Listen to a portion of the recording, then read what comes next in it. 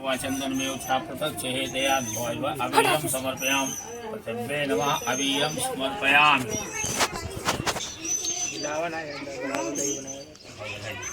और बाद अब सिंदूर देखा दो नाम सिंदूरम सिंदूर सिंदूरम शोभनम रक्तम ये पूजन कर लिया। बाद हल्दी चाहिए तो सिंदूर सिंदूरम शोभनम रक्तम सौभाग्यम सुगंधम सिंदूरम पद्म आधार सत्य नमः सिंदूरम समर्पयामि।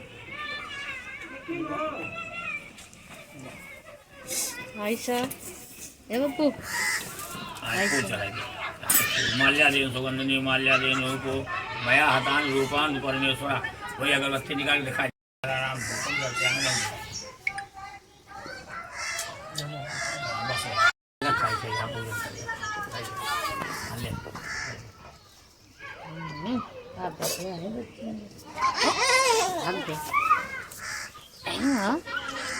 ऐसे आयशा ये पत्ती से जल राम ध्यायाति दंतो जो हिते से सकल कल्याणार्थम देवताभ्यो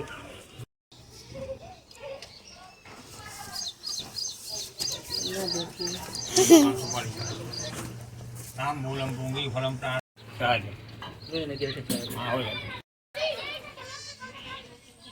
हाथ में लिया आपको सा ओम हरि ओम तत्त नमा परमात्मा श्री से द्वारा कल्पे कलुए यहाँ लगाओ यहाँ नीचे हरि ओम तत्त नमा परमात्मा श्री से द्वारा कल्पे कलुए कल्पे जम्बूदीपे आर्यावान देशांतर्गते ज्येष्ठ मासे शुक्ल पक्षे द्वारा प्रथम सोमवासरे विनोद कुमार सपत्नी को हम श्री सत्यनारायण कथा पुरांते पृथ्वी गौरी कलसा नवग्रह आर्यमंडल पूजनांते हवन अहम करिष्ये दया। ओम सर्वे प्रतिष्ठाय सर्वकार्य से सिद्धया सकल कल्याणार्थम देवताभ्यो प्रतिष्ठाय नमः। अभी पत्ती से सुपारी को करवाओ सुपारी गौरी है गड़े सुपारिया को देना गौरिया से उसके बाद कलसा की पाती में डाल दिया जल के अंदर चला जाए 3 बार जन्म को ध्यान प्रतिष्ठे सर्या वरुणाय नमः अस्ताम भुवाय रूपाय प्रतिष्ठाय नमः वरुणाय नमः स्नानम समर्पयामि। 9 कोठा बना है 9 ग्रह पृथ्वी पर 9 बजन चले गए ब्रह्मा मुरारी से पुरांतकानि भोग स्थानम प्रतिष्ठाय नमः। नवग्रह मंदिर देवता गौरी नमः। अभी गंधम समर्पयामि गंधद्वारा द्वादशामृत पुष्पं केसरी केसरी सर्वभूतानां ताम्रोसीं गंधम समर्पयामि। गौरी गणेश 3 बार आई पैती वाली सर्वे तेषां देवरूपाय प्रतिष्ठा सकल कल्याणार्थं देवतो भगवान सिंदूर ऊपर 9 ग्राम है हल्दी सिंदूर 9 ग्राम है हाँ पहले हल्दी 9 कनी रोटी शायद है क्या और सब लोग आए कलसम सुबह जैसे लोग 3 जन अब लोग यहाँ पहले हल्दी और रोली चढ़ा दो लोग याद तो पहले हल्दी खा पे हरी आई द्वारा सामने पुष्पम केसरी सर्वभूतानां ताम्रोसीं गंधम समर्पयामि। सही बताओ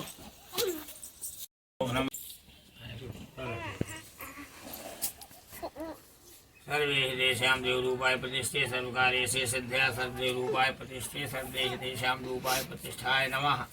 आवाहित देवी देवताभ्यो रूपाय नमः प्रतिष्ठाय नमः। सर्वेभ्यो देवेभ्यो नमः।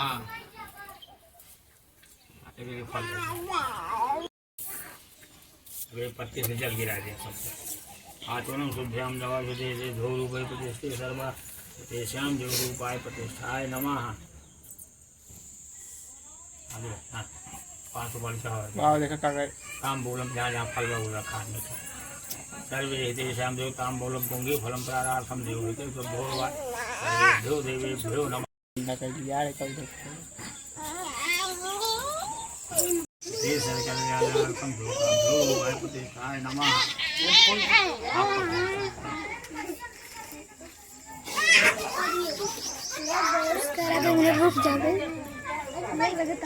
ना रहे थोड़ा नजदीक करे और बस दिखा रहा इतना हो तो वीडियो आगे में सुन लिया। हाँ भाई जल घुमाओ पास से तुम्हें घुमाओ जन्म शुद्धा सबके आरती कर दी। दुनिया में लोग दुखी हो रहे हैं, इस प्रकार मन में विचार करके भगवान विष्णु के पास क्षीर सागर पहुँचे और कहा कि महाराज,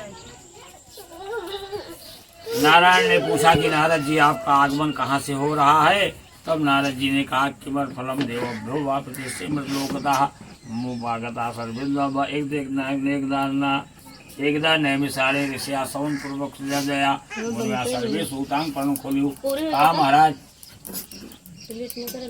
मैं मृत लोक से आ रहा हूँ, वहाँ पर नाना योनियों में लोग दुखी होकर के अनेक प्रकार के कलेश भोग रहे हैं। हे प्रभु, उनके दुख दूर करने का कोई उपाय जानते हो तो आप बतलाइए, क्योंकि बड़े बड़े राजा महाराजा जो हैं बड़े बड़े यज्ञ अनुष्ठान करके अपने कष्टों का निवारण कर लेते हैं। हे परमात्मा, किस लघु उपाय से उनके कष्टों का निवारण हो सकेगा?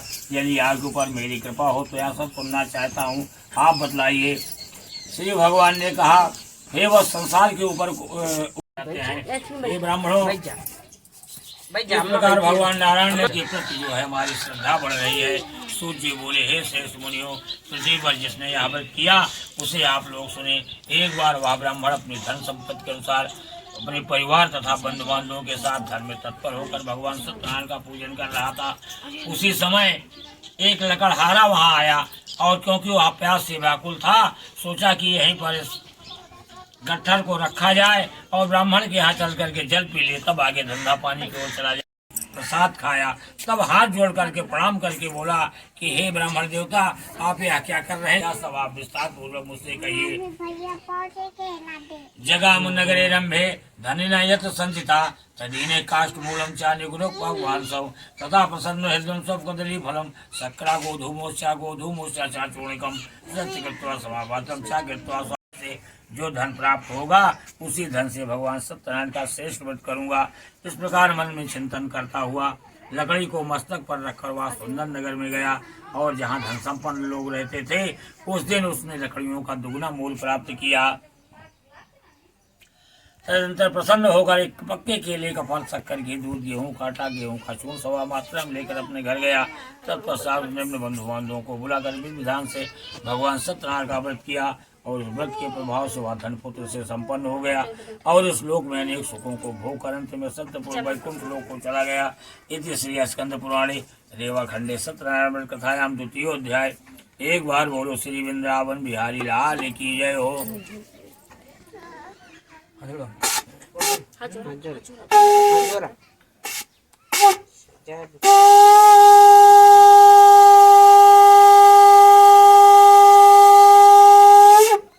बोलो सत्यनारायण भगवान की जय। आचार्य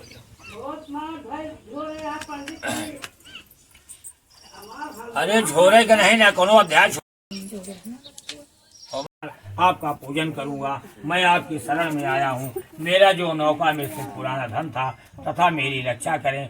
बनिया की भक्ति उक्त वाणी सुनकर भगवान नारायण संतुष्ट हो गए और भगवान हरि उससे अभीष्ट वर प्रदान करके वही अंतर्ध्यान हो गए। इसके बाद वह साधु बनिया नौका में चढ़ा। उसे धन से भरपूर देखकर भगवान सत्यदेव की कृपा से कहा, वह देखो मेरी रत्नपुरी नगरी दिखाई दे रही है।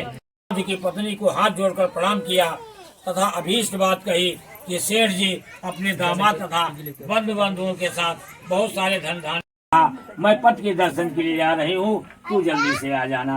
माता का ऐसा वचन सुनकर व्रत को समाप्त करके और कन्या ने प्रसाद नहीं ग्रहण किया, जिससे प्रभु फिर नाराज हो गए, असंतुष्ट हो गए। उन्होंने उसके पति को तथा नौका के साथ धन के साथ हरण करके जल में डुबो दिया।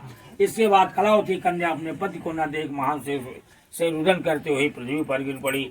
नाव का दर्शन तथा कन्या को अत्यंत दुखी देख भारिया मन से सोचने लगा कि आश्चर्य की बात है कि नौका कैसे अलक्षित हो गई। न जाने किस देवता की अपेक्षा से नौका हरण कर ली गई है, न जाने कैसा चमत्कार हो रहा है। ऐसा कहकर स्वजनों के साथ विलाप करने लगी और कलावती कन्या को गोद में लेकर रोने लगी।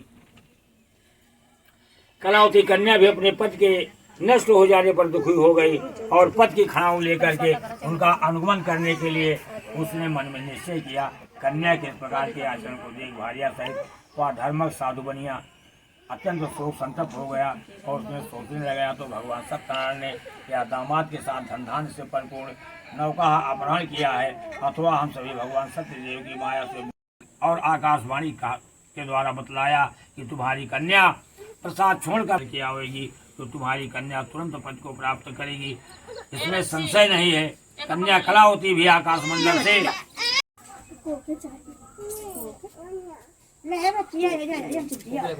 सिंगारदानी में नमकीन के पैकेट खात रहा भैया विरोध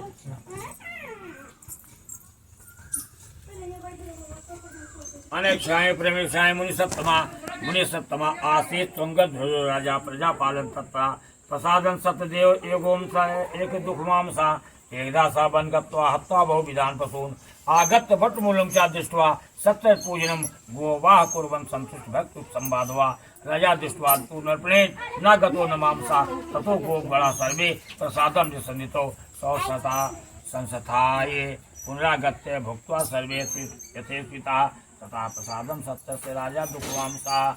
रसूल जी बोले, हे श्रेष्ठ मुनियों, अब मैं 5वें अध्याय की कथा कहूँगा, आप लोग सुने। अपनी प्रजा का पालन करने में तुंगध्वज नाम का राजा था। वह जितेंद्र बुद्धिमान और सद्वादी था। राजा प्रतिदिन देवा मंदिर जाता था और बड़े अच्छे कार्य करता था, लेकिन राजा की एक दिन मति भ्रष्ट हो गई।